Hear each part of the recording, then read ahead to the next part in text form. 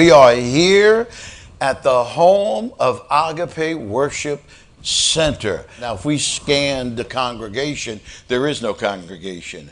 We're still abiding by the law, abiding by the rules and the mandate. There's 10 of us here. And when I came into this building, when I walked into the sanctuary, something just took place. I mean, you could ask some of these worship people here. There's something emotional. There's something different that just filled my spirit with a joy and an excitement. And I hope that you can take this and bring it into your home right now. Why should I feel discouraged? Why should the shadows come? Why should my heart feel lonely and long for heaven and home? When Jesus is my portion, a constant friend is he. His eyes are on the sparrow, and I know he watches me. So I sing because I'm happy. And I sing because I am free. Oh my God.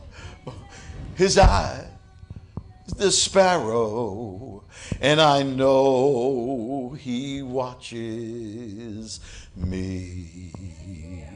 Hallelujah. I'm going to give you 3 reasons why we don't have to fear. Number 1, I'm not afraid because I'm an eternal soul. I'm eternal. Fear can be debilitating and a force in your life. And there's at least 254, maybe more, recognized forms of fear or phobias.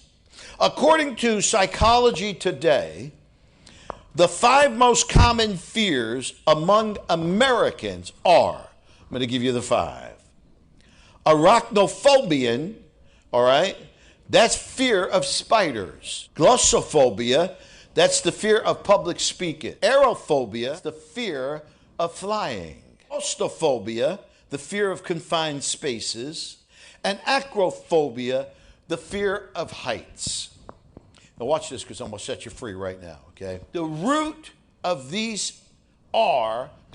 every fear of these are the fear of death. You're afraid of spiders because, now that don't make any sense. Here, watch this. You're gone. Spider, you're dead. But yet we fear that. It's not the spider, but it's the fear of that spider biting you and causing you death. How about the fear of close spaces? The fear is not of that space, but of suffocating. We're not really afraid of heights, okay?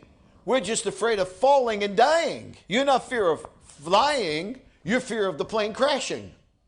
I guess the only one of these top phobias that doesn't threaten you physically is the fear of public speaking. You know, although some of you probably said, I'd rather die than speak publicly. You know, he assures us we don't have to fear death because we are eternal. No one dies. You give up the ghost, as they say, from this earth, but you're going to live eternally either in heaven or hell, depending on where your love is for Christ. What we should fear is God. Fearing God does not mean living under judgment, all right? But it means to respect every law that God has written down. Respect his sovereignty. Number 2 point. I'm not afraid because God cares for me enough to number the hairs on my head. All right, you knew I had to go there. Point to that is every detail in your life he cares about. He cares about. There's nothing too small that he doesn't care about. We all know how God loves us and loves the world. John 3:16 tells us that. But have you ever stopped and realized the same God who put the stars in place, who put the moon in place to shed some light, okay? Allows the sun to rise and set. This same God, okay, loves you personally, cares for your personal needs. He cares so much that he said he's numbered the hairs on your head. That's remarkable. If God can number, here's my point, something as trivial as hairs on your head, then he is certainly smart enough to know everything else about you and I. Not only knows, but he cares. Number 3 point, I close. I'm not afraid, because if God cares about a sparrow who falls, then he certainly cares about me. He'll never stop loving me. Sparrows are the most plentiful of the common bird, you might say, in our land anyway. All right? They aren't known for their beauty. They're not known for their sweet songs. You know, the poor bird. They're not known for any of that, all right? They're not majestic like the eagle. No, all right? But Jesus made a point, and he said, you see, if he said, the eagle falleth, and I care about that majestic, beautiful bird. But when he takes the most uncommon bird, the most uncommon sparrow, dime a dozen we'll say, okay? And he's saying to you, when one of them fall, I care about that. Sometimes we fail, sometimes we fall, and we feel like we disappoint God. We let God down.